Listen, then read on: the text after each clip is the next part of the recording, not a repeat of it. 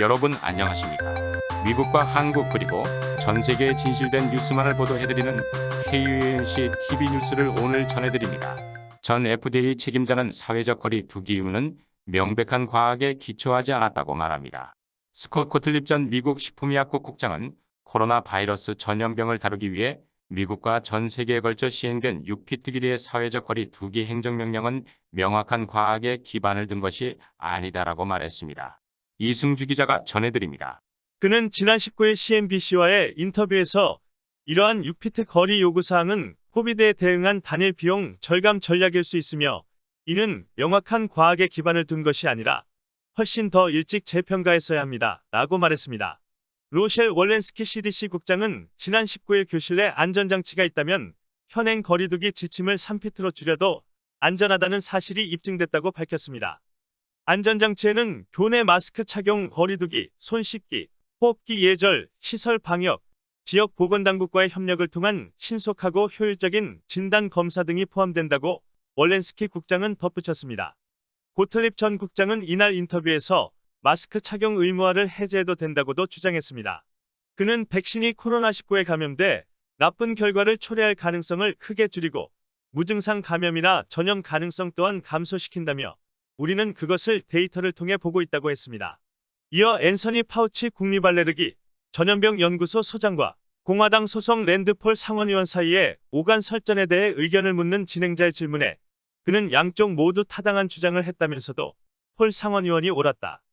터널 끝에 있는 빛을 보고 사람들이 다시 일할 수 있는 환경을 규정하는 지침이 필요하다고 강조했습니다. 지난 18일 상원보건교육노동연금위원회 청문회에서는 파우치 소장과 폴 의원 사이에 마스크 착용과 관련한 상반된 의견이 오고 갔습니다. 안과의사 출신의 폴 의원은 파우치 소장에게 당신은 모든 이에게 마스크를 쓰라고 이야기하고 있다면서 타인에게 감염시키지 않는다면 마스크를 쓰는 것은 단지 연극 아닌가? 당신은 백신도 있고 마스크도 2개 쓰고 있지 않나고 꼬집었습니다. 이에 파우치 소장은 마스크는 연극이 아니다. 폴 의원의 발언에 전적으로 동의하지 않는다고 반박해 마스크 착용 여부를 둘러싼 견해차를 드러냈습니다. 다음 소식입니다. 북한 주민 한 명이 돈 세탁 혐의를 받기 위해 말레이시아에서 송환된 후 토요일에 미국으로 압송되어 재판을 받게 된 첫 번째 북한인이 되었습니다. 김명희 기자입니다. AP통신이 입수한 자료에 따르면 북한 출신 문철명은 지난 토요일인 3월 20일 워싱턴에 있는 FBI 구치소에 수감됐습니다. 그의 송환은 말레이시아 법원이 혐의가 정치적 의도가 있다는 그의 주장을 기각한 직후에 이루어졌습니다. 미국 법무부의 대변인은 일요일 논평을 요청하는 메시지에 즉각적인 반응을 보이지 않았습니다. 워싱턴의 한 연방판사는 돈 세탁과 공모 혐의로 2019년 5월 2일 문 씨의 체포영장을 발부했었습니다. 50대 문철명은 말레이시아에서 북한 김정은의 정권을 위해 돈 세탁을 10년 동안 활동하다가 체포되어 미국이 송환 요청을 해 2019년 5월 체포됐습니다. 말레이시아 정부는 송환을 승인했지만 문철명은 항소를 하였습니다. 그의 변호사는 문 씨가 미국에서 공정한 재판을 받지 못할 것을 우려하고 있다고 말했습니다.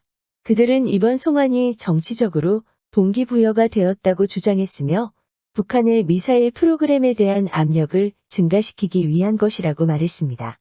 문 씨는 2008년 말레이시아로 이주하기 전 유엔 제재를 위반해 싱가포르에서 북한에 금지 사치품을 공급하는 데 관여했다는 의혹을 부인해왔습니다. 그는 또한 자신이 불법 운송을 지원하기 위해 프런트 회사를 통해 자금을 세탁하고 부정한 서류를 만들어냈다는 주장을 부인했습니다. 북한은 바이든 행정부에 대한 핵 교착 상태에 대한 압박을 강화함에 따라 북미 간에 증가하는 적대감으로 인해 문철명을 미국으로 송환하기로 한 결정에 대해서도 북한과 말레이시아와의 외교 관계를 종료했다고 말했습니다. 다음 뉴스입니다. 북한은 말레이시아를 오랫동안 동남아시아의 무역, 노동 수출, 일부 불법 사업을 다루는 중요한 경제 거점으로 이용했지만 2017년 김정남 피살 사건으로 양국 관계가 큰 차질을 빚었으며 쿠알라룸푸르가 돈 세탁 혐의를 받기 위해 북한 남성 한 명을 미국으로 송환한 지 길이인 금요일 이에 격분한 북한은 말레이시아와의 관계를 종료한다고 발표했습니다. 이승주 기자가 전해드립니다. 말레이시아는 이번 결정을 비난하고 북한 외교관들에게 48시간 안에 강제 추방을 위한 시간 종료인 21일 일요일 떠날 수 있는 시간을 주었습니다. 북한 외교관들은 말레이시아에 있는 그들은 일요일인 21일 추방당했습니다. 두 나라가 북한 범죄 용의자의 미국 송환을 놓고 공방을 중단한 후였습니다. 쿠알라룸푸르 교회의 한 건물에서 북한 국기와 대사관 간판이 제거됐습니다. 두 대의 버스가 외교관들과 그 가족들을 공항까지 실어 날랐고 그곳에서 그들은 상하이행 비행기를 탑승 수속하는 것이 목격되었습니다. 히사무딘 후세인 말레이시아 외무장관은 이번 추방은 지난 금요일 북한이 외교 관계를 단절하기로 한 일방적이고 무책임한 결정에 따른 것이라고 말했습니다. 이 행동은 말레이시아가 우리의 내정과 사법부에 간섭하고 통치체제를 무시하며 규칙에 근거한 국제질서를 무시하고 끊임없이 불필요한 긴장을 조성하려는 어떠한 시도도 결코 용납하지 않을 것임을 상기시켜줍니다라고 그는 성명에서 말했습니다. 2017년 쿠알라룸푸르 국제공항에서 벌어진 김정은 북한 국무위원장의 이복형 암살 사건 이후 북한과 말레이시아의 관계는 사실상 얼어붙었습니다. 쿠알라룸푸르 주재 대리기사이자 참사관인 김유송은 말레이시아가 용서할 수 없는 범죄를 저질렀다고 말했습니다. 북한의 이전 성명과 유사하게 그는 말레이시아가 미국에 복종하고 북한을 고립시키고 질식사시키는 것을 목표로 하는 미국의 음모에 속한다고 비난했습니다. 그는 공항으로 가기 전 대사관 밖에서 짧은 성명을 통해 말레이시아 당국이 결국 우리 시민을 미국의 인도의 주권을 존중하는 차원에서 양국 관계의 근간을 파괴했다고 말했습니다. 북한은 돈 세탁 혐의를 미국이 조정한 황당한 조작과 순전한 음모라고 규정하고 미국이 적당한 대가를 치를 것이라고 경고했습니다. 한편 최근 정치자금 세탁에 큰 이슈를 제공한 말레이시아에서 10년 동안 살다가 2019년 5월 체포된 문 씨는 싱가포르에서 도시국가에서 살면서 북한의 사치품을 공급하는 데 관여하며 유엔 제재를 위반했다는 미국 측의 혐의 사실에 부인했습니다. 또한 그는 자국에 대한 불법 운송을 지원하기 위해 프런트 회사를 통한 자금 세탁과 부정한 선유 발급을 부인했습니다. 북한은 말레이시아를 오랫동안 동남아시아의 무역, 노동 수출, 일부 불법 사업을 다루는 중요한 경제 거점으로 이용했지만 2017년 김정남 피살 사건으로 양국 관계가 큰 차질을 빚었습니다. 다음 뉴스입니다. 미국 성인 6명 중 약 1명이 코로나 바이러스에 대해 완전히 백신 접종을 받았습니다. 새로 업데이트된 연방보건국의 데이터에 따르면 미국의 약 4,300만 명의 성인들이 코비드19를 유발하는 질병인 코로나 바이러스에 대해 완전히 백신 접종을 받았다고 밝혔습니다. 3월 20일 현재 거의 4,303만 6,820명의 성인들이 완전한 백신을 접종했다고 질병관리본부 CDC가 밝혔습니다. 이는 미국 인구의 약 13% 또는 미국 성인 6명 중 1명과 맞먹는 수치입니다. 김명희 기자입니다. 미국에서 3개의 코로나 백신이 FDA에 의해 사용 허가를 받았습니다. 2개는 몇 주 간격으로 분리된 임상실험을 필요로 합니다. 전체 백신 접종자 중 2,230만 명이 65세 이상 노인 인구의 40%에 해당하는 노인입니다. CDC에 따르면 노인들과 근본적인 심각한 의료 조건을 가진 사람들은 코비드19로 인한 심각한 증상을 경험하기 가장 쉽습니다. 백신을 완전히 접종한 사람들 외에도 대략 3,600만 명이 1회 접종을 했지만 두 번째 예방 접종은 아닙니다. 그것은 상위 연령층의 거의 1,500만 명을 포함합니다. 연방정부와 그 파트너들은 1억 5,670만 도스 이상을 공급했습니다. 이 중 대부분은 1억 2,140만 명이 투여되었습니다. 전달 및 투여된 선량의 대부분은 모더나 또는 화이자 바이오에서 추출한 것인데 2번 접종해야 합니다. 존슨앤드존슨 백신은 투여된 용량 중 210만 개를 차지하며 210만 개가 더 유통됐지만 아직 접종되지는 않았습니다. 현재 화이자의 백신만 18세 미만이라면 누구나 사용할 수 있습니다. 그것은 16살과 17살 어린이에게 사용이 허가되었습니다. 겨우 5만 7천 명의 16살과 17살 어린이들만이 완전히 백신을 접종했습니다. 취임 전 조 바이든 대통령은 취임 100일 만에 1억 명이 접종하도록 목표를 발표했습니다. 그것은 60일째에 달성되었습니다. 바이든 대통령은 미국이 당초 목표를 2배로 늘릴 수 있을 것으로 믿는다고 말했습니다. 의료 전문가들은 투여된 분량은 대통령이 선서하기 전에 이미 하루 평균 100만 명 이상 접종을 향하고 있었다고 지적합니다. CDC에 따르면 완전 백신 접종을 한 사람들은 완전히 백신 접종을 받은 다른 사람들 또는 그렇지 않지만 심각한 코비드-19 질병에 걸릴 위험이 낮은 사람들과 모일 때 마스크를 쓰고 사회적 거리를 두는 것을 취소할 수 있다고 밝힌 바 있습니다. 다음 뉴스입니다. 모든 태역군인과 그의 배우자, 간병인 새로운 법에 따라 코비드-19 백신을 맞을 수 있다고 합니다. 이승주 기자가 전해드립니다.